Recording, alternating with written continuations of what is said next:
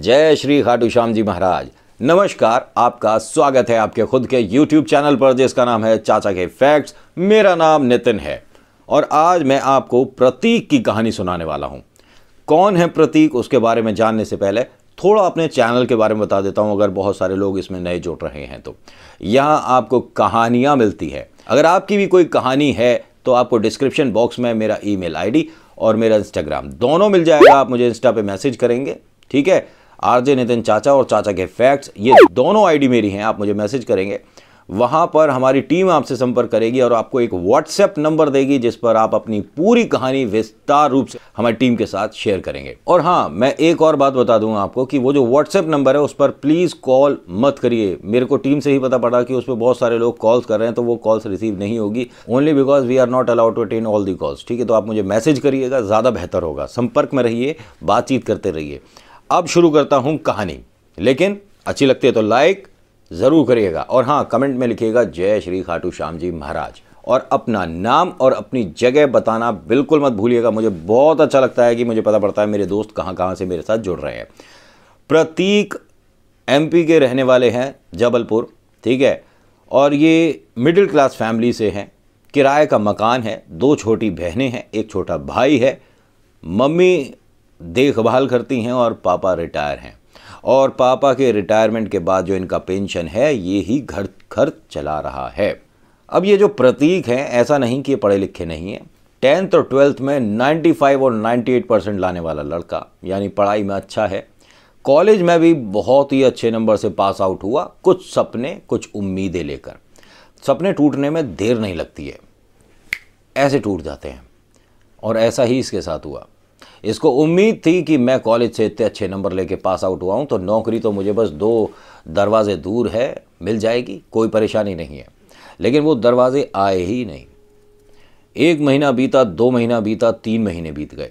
अब यहाँ माँ बाप को भी इससे उम्मीदें हैं, घर में सभी को इससे उम्मीदें हैं कि अब शायद वक्त बदलेगा, लेकिन इसने सिर से लेके पैर तक का पूरा जोर लगा लिया, लेकिन इसके हिसाब की नौकरी नहीं मिली। अब कहोगे हिसाब क्या होता है, मैं आपको ये एक्सप्लेन कर देता हूँ। जो लड़का अकाउंट्स में, जो लड़का मैथ्स में अच्छा है, अगर वो अंडे की ठेली पे खड़े होकर ऑमलेट बनाएगा तो क्या ये अच्छा है?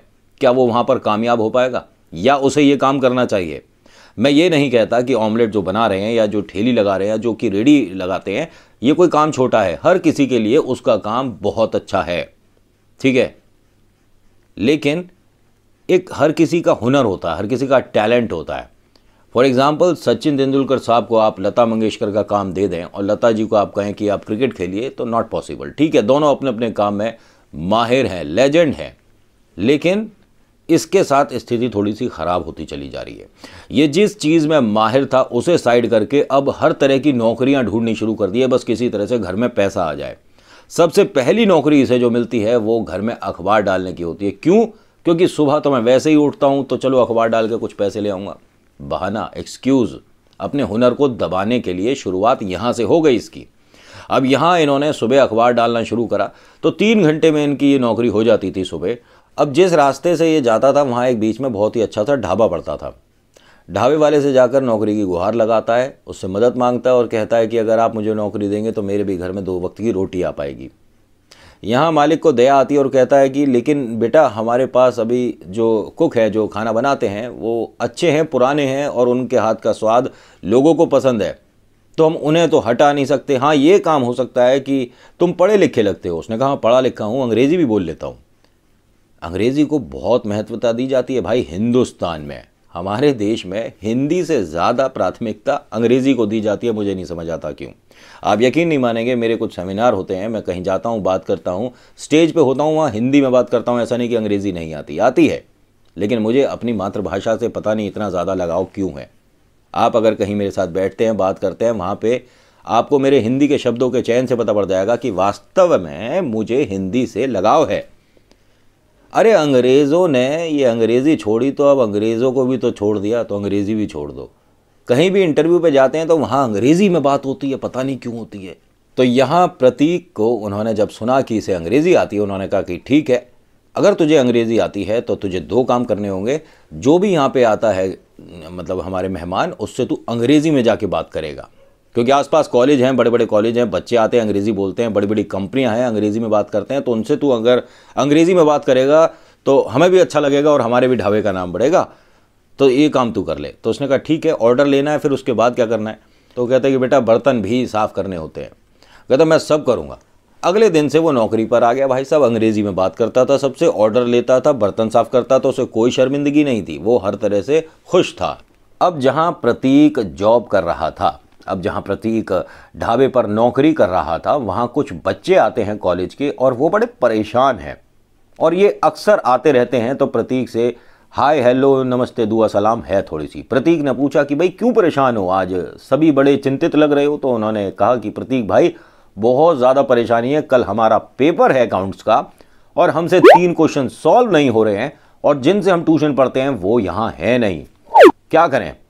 तो प्रतीक ने कहा बस इतनी सी बात है, मुझे बताओ कौन से सवाल है? अकाउंट्स मेरे को बहुत अच्छे से आती है। प्रतीक ने बड़े खुश होकर कहा, लेकिन सबने उसका मजाक उड़ा दिया कि यहाँ अकाउंट्स के बारे में बात हो रही है भैया, आपसे ये नहीं पूछा जा रहा कि कितने पानी में कितना बर्तन धुलेगा। और सबने हंस के उसका मजाक उड़ा दिया।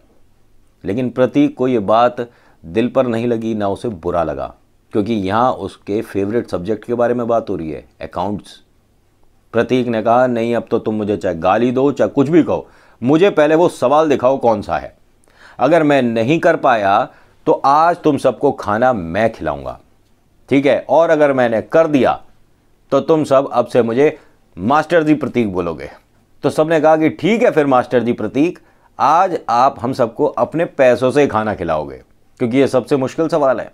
अब जैसे ही उन्होंने निकाल कर सवाल दिखाया, प्रतीक को हंसी आ गई।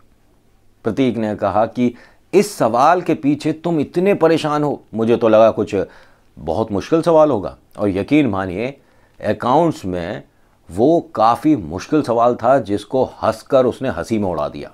सबने कहा कि प्रतीक भाई ऐसे काम नहीं चलेगा, इसे सॉल्व करके दिखाओ, हंसने से काम नहीं चलेगा। प्रतीक ने एक हाथ में प्लेट रखी हुई थी जिस पे झूठे बर्तन थे और एक हाथ से सॉल्व करना शुरू कर दिया, ठीक है? 1 या 2 मिनट में उसने पूरा क्वेश्चन सॉल्व कर दिया। उसके बाद बोलता है कि अभी दूसरा भी सॉल्व करता हूं, जरा ये बर्तन में रखा हूं। अब सबके चेहरे उतर गए, सबका शक्ल देखने वाला हो गया और सब परेशान कि ये इसने कैसे कर दिया। जो हमारे टीचर हैं उन्हें भी 1.5 घंटा लग गया हमारे को समझाने बताने में, इसने 1.5 मिनट में कर दिया। या तो कोई जादू है, या ये भी हो सकता है कि ये लड़का है कुछ और दिख कुछ और रहा है। सबने कहा कि एक काम करते हैं, इसे और मुश्किल सवाल दे के देखते हैं। उन्होंने फिर एक और मुश्किल सवाल दिया, वो भी उसने चुटकियों में कर दिया।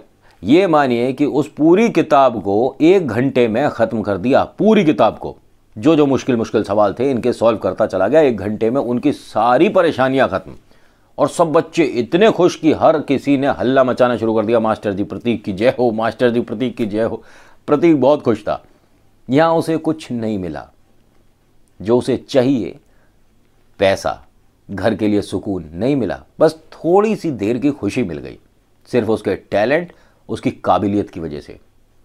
तो उसके मालिक को बहुत बुरा लगा, इसलिए नहीं कि भाई सबके सामने उसकी तारीफ हो रही है, उसे लगा कि प्रतीक इस लायक नहीं जो मैं इससे काम करा रहा हूँ। वो भगवान से प्रार्थना करता है कि इस बच्चे को ऐसी जगह पहुँचाओ जहाँ के ये लायक हो। मुझे बड़ी शर्मिंदगी हो रही है कि मैं इससे ये कह रहा हूँ कि वहाँ जाके इंग्लिश में ऑर्डर ले या बर्तन साफ़ कर, बस मैं इस वजह से कर रहा हूँ क्योंकि इसने मुझे कहा था कि अगर आप मुझे नौकरी देते हो तो मेरे घर में भी 2 वक्त की रोटी बन पाएगी। लेकिन मैं इस लायक नहीं हूँ कि इतने होनहार बच्चे को मैं यहाँ कैद करके रखूँ। भगवान से प्रार्थना करता है, भगवान कब किसकी कहाँ सुन ले किसको क्या पता चलता है। अब यहाँ प्रतीक घर पर वापस आता है, सबको ये वाली बात बताता है, सब घर में बहुत खुश होते हैं। ढाबे वाले ने उस दिन वो सब देखने के बाद बहुत सारे लोगों से भी बात करी कि कहीं कोई अच्छी कंपनी में नौकरी मिल जाए। एक हमारे पास लड़का है, बहुत होनहार, बहुत पढ़ा लिखा है, बस किसी तरह उसका एक इंटरव्यू हो जाए। अब ऐसे में उस ढाबे वाले के यहाँ बहुत ही बढ़िया कंपनी से भी लोग आते हैं, बड़े बड़े लोग जिन्हें हम कहते हैं बड़ी गाड़ी, बढ़िया कपड़े, बढ़िया मोबाइल, बढ़िया घड़ी, तो उनसे पता पड़ जाता है पैसे वाले हैं, है ना। तो ऐसे ही कुछ लोग आए थे, उसने उनसे भी बोल दिया। तो उन्होंने कहा कि भाई हमारे को एक अपने डिपार्टमेंट में इस तरह के लड़के की ज़रूरत तो है, बेटा कौन है? तो फिर उसने बताया कि वो बच्चा यहाँ पे ऑर्डर लेता है और बर्तन भी साफ़ करता है। तो सबने मजाक उड़ाया उसका कि जो तेरे यहाँ बर्तन धो रहा है उसे तू हमारी कंपनी में, हमारी फर्म में, हमारा मतलब चार्टेड अकाउंटेंट की जगह हम उसे लगाएंगे। सीए के बारे में हम बात कर रहे हैं, वो सीए का काम जानता है? उसने कहा जी हमें नहीं पता आप किसके बारे में बात कर रहे हो, लेकिन उसकी गणित बहुत बढ़िया है। तो सबने कहा बेटा गणित और इस बात को, जज्बात को रखो साइड में, तुम उसे मत ही भेजना, क्योंकि हमें जिस चीज़ के लिए लड़का चाहिए ये वो नहीं हो सकता। बर्तन साफ कर रहा है, तुम्हारे ऑर्डर ले रहा है, क्या ये रहने दो। उसने कहा भाई साहब एक बार इंटरव्यू तो ले लो। उन सब ने कहा कि इतनी तू रिक्वेस्ट करेगा ना तो ठीक है, हम इस बार का खाना नहीं देंगे, मतलब पैसे नहीं देंगे। उसने कहा बस इतनी सी बात है, आप दिल खोल के खाओ, जो आपको खाना है खाओ, लेकिन कल आप उसका इंटरव्यू ले लो। अच्छे लोग भी होते हैं संसार में, टकराने वाली बात है। अब उन लोगों ने भी कहा कि भाई अगर ये इतना ही जोर दे रहा है तो क्यों ना इंटरव्यू कल बच्चे का लिया जाए। तो कहते ठीक है, बच्चे को आप कब बुलवाओगे? कहता बच्चा बस आने ही वाला है, थोड़ी देर में प्रतीक आ जाता है और तभी सब लोग बोलते हैं कि ये है वो लड़का। अब कुछ बच्चे वहाँ जो कॉलेज के बैठे थे वो कहते हैं मास्टर जी प्रतीक की जय हो। तो सब लोग हंस रहे होते हैं, मजाक हो रहा होता है, लेकिन प्रतीक को ये नहीं पता होता कि जो सामने बैठे हैं इनसे इंटरव्यू की बात हो चुकी है। प्रतीक आता है, इंग्लिश में ऑर्डर लेता है, तभी वो सब कहते हैं कि आप ही हैं प्रतीक, वो जो ऑफिस के बड़े बड़े लोग होते हैं। प्रतीक ने कहा हाँ जी मैं ही प्रतीक हूँ। तो उन्होंने कहा कि आपके बारे में हमने बहुत सुना है कि आपको गणित थोड़ी सी आती है। उसने कहा हाँ थोड़ी नहीं, काफ़ी हाथ साफ है मेरा गणित में, मैं जानता हूँ, गुणा भाग अच्छे से कर लेता हूँ, प्लस मैं पढ़ा लिखा भी हूँ, मैंने 10th यहाँ से किया है, 12th यहाँ से किया है, कॉलेज यहाँ से किया है, और मैं ग्रेजुएट हूँ, इस सब्जेक्ट में मेरी बहुत अच्छी कमांड है। तो उसने कहा ये सारी बातें हवाई हैं, झूठ बोल रहे हो। उसने कहा मैं झूठ नहीं बोल रहा हूँ, आप यकीन मानिए मेरे पास सर्टिफिकेट है, डिग्री है, मैं पढ़ा लिखा हूँ। उसने कहा 2-4 शब्द इंग्लिश के बोल देने से या एक आध क्वेश्चन सॉल्व कर देने से तुम पढ़े लिखे नहीं हो जाते। कल हमारे ऑफिस आओ और हमें इंटरव्यू दो, उसके बाद हम बताएंगे कि तुम कितने पढ़े लिखे हो। यहाँ तो प्रतीक मानो मतलब 7वें आसमान पर था। अब वो मालिक के पैर छू लेता है कि आपने जो मेरे लिए किया है भगवान ही हो आप मेरे लिए। तो वो हंस के कहता है बेटा भगवान कुछ नहीं, बस बड़ा आदमी बन जाए तो खाना खाने यहीं आई हो, तेरा ऑर्डर मैं ही लूँगा।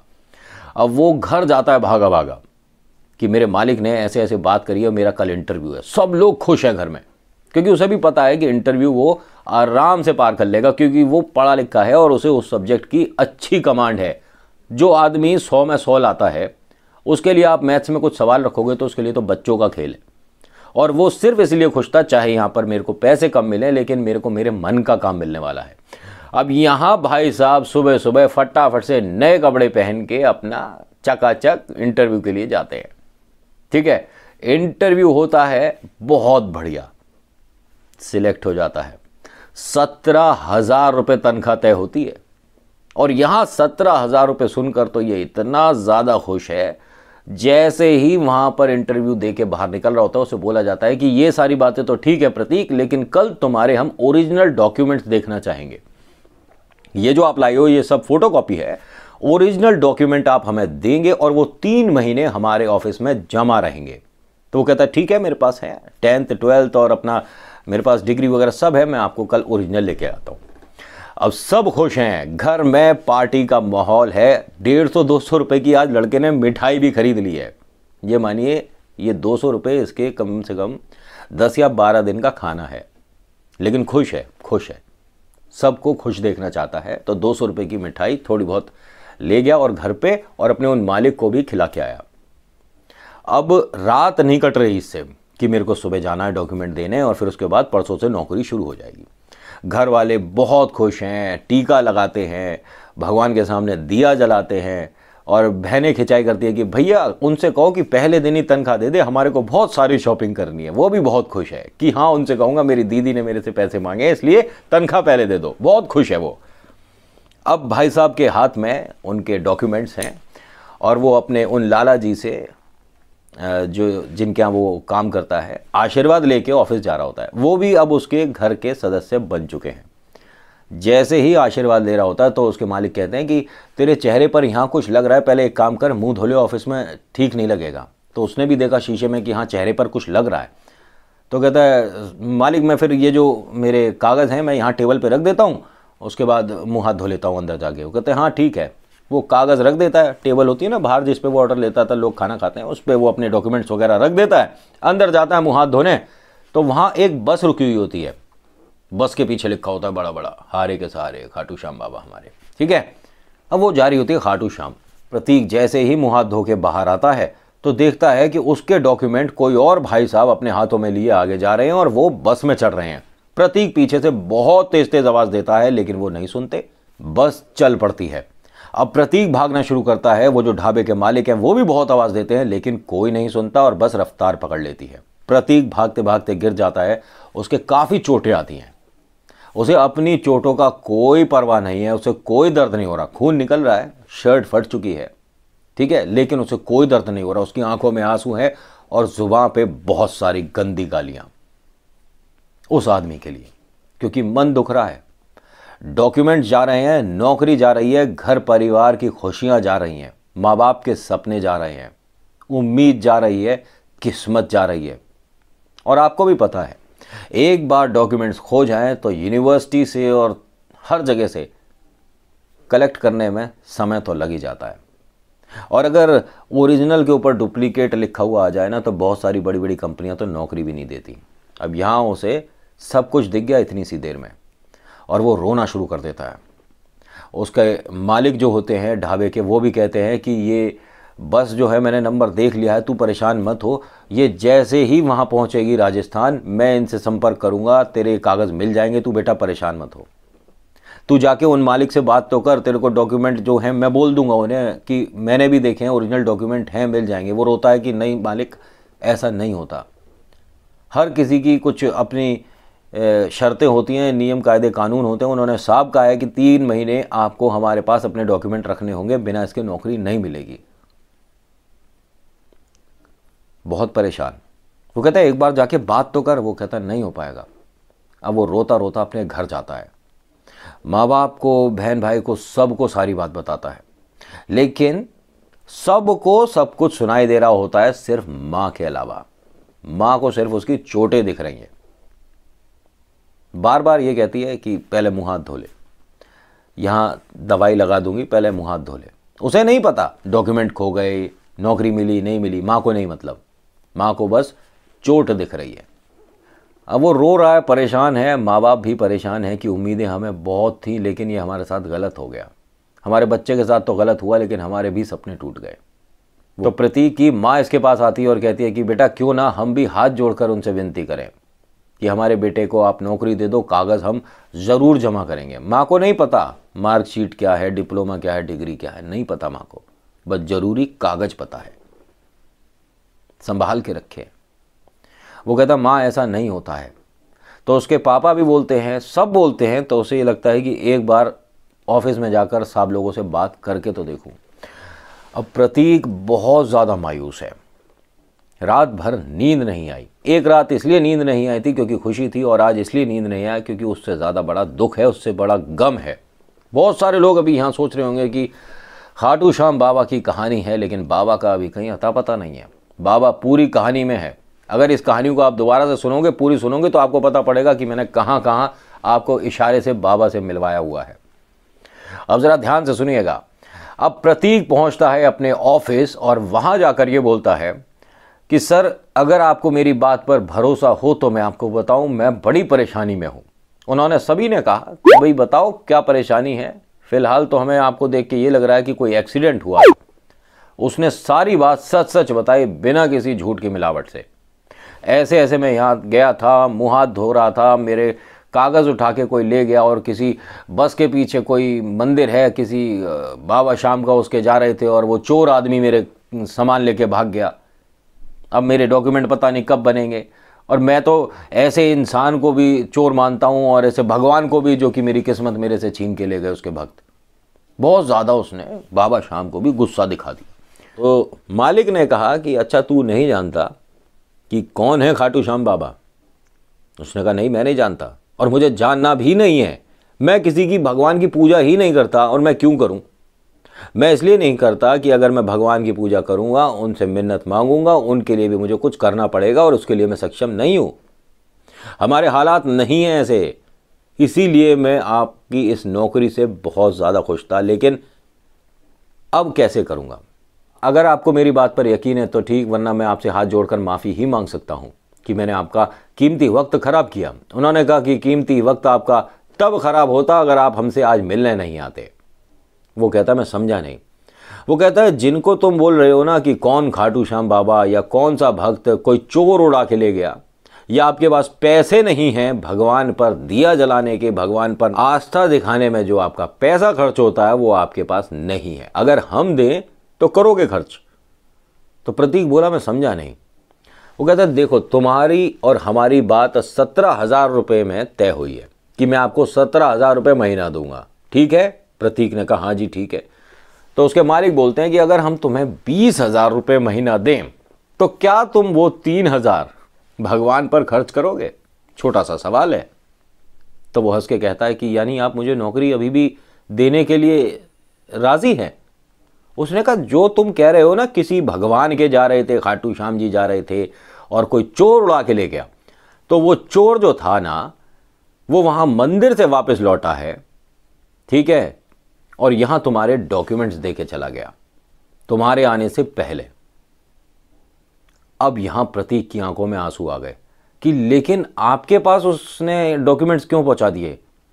तो उनमें से मालिक में से एक आदमी बोला कि तुम्हारे उस फाइल में हमारा एक विजिटिंग कार्ड भी पड़ा था, उसने हमें वहां से फ़ोन किया कि किसी बच्चे के ये डॉक्यूमेंट्स हैं, तो हमने फिर अपने यहाँ का एड्रेस दिया और उसने कहा कि आप डॉक्यूमेंट्स यहीं लेके आ जाओ।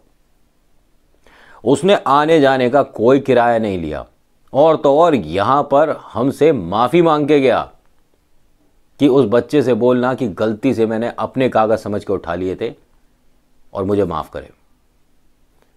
अब यहाँ प्रतीक के पास जवाब नहीं था कुछ, क्योंकि वो उसने तो बहुत कुछ बोल दिया था बाबा को, उस आदमी को जिस आदमी से कभी मिला नहीं, उसने उसकी किस्मत उसके घर लाके खड़ी कर दी।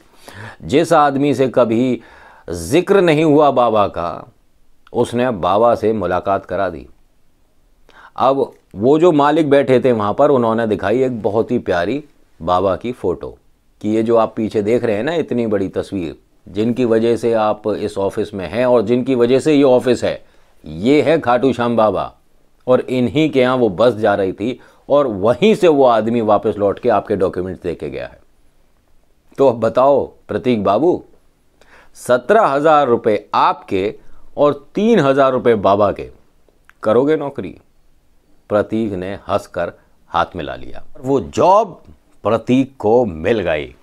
प्रतीक उसके बाद बाबा की तस्वीर के सामने गया और रोने लगा कि मैं नहीं जानता कि आप कौन हो, मैं नहीं जानता कि वो इंसान कौन था, बस ये जानता हूँ कि सुना है कि भगवान किसी न किसी रूप में आते हैं, और मेरे लिए भगवान कई रूप में आए हैं। पहले वो ढाबे वाले, उससे पहले वो स्कूल कॉलेज के बच्चे, उसके बाद ये हमारे बॉस, और फिर सबसे ज़्यादा करीब जिन्हें मैंने महसूस करा है भगवान के रूप में, वो शख्स जिसे मैं मिल ही नहीं पाया और शायद आगे कभी मिल भी ना पाऊँ। मैं नहीं जानता वो राजस्थान से मेरे डॉक्यूमेंट देने के लिए कैसे आ गया। वो चाहता तो कहीं भी फेंक देता या कुरियर कर देता, पोस्ट कर देता, वो खुद देने आया। ये भगवान ही हो सकता है, क्योंकि इसने मेरे पूरे परिवार की ज़िंदगी बचा ली। बाकी आज की वीडियो में इतना ही। वीडियो देखने के लिए शुक्रिया। मेरा नाम नितिन है।